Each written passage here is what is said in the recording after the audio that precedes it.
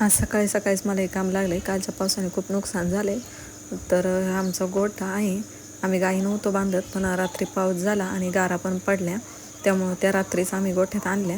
हे असं सामान लावल्यामुळे अलीकडच्या साईडला गाई बांधल्या. हे रात्रीच्या पावसाने पाणी साचले, ज्यात आम्ही गाईंना खायला टाकतो. आणि गुढीपाडवा असल्यामुळे घराच्याकडे लक्ष न देता हे बाहेरचं कामच मला खूप वाढलं होतं. ते न झाल्यावरच मला आता पोळ्या करून घ्याव्यात. सकाळी नाश्त्याला पोहे केले आणि रांगोळी पण काढली. तर रांगोळी काढल्यानंतर लगेच आमच्या वेदने रांगोळी पुसून टाकली. 2-4 दिवस पाऊस सांगितला होता, त्यामुळे मला गायांच्या खाण्याची पण व्यवस्था केली पाहिजे. त्यांच्यासाठी मका आणून त्याची कुटी करून घेतली. तर आजचा गुढीपाडवा तर असाच गेला आहे. तर तुमचा गुढीपाडवा कसा साजरा तुम्ही केला हे मला कमेंट करून सांगा. कामातून वेळ काढून मी आज एवढंच शूट केलं आहे.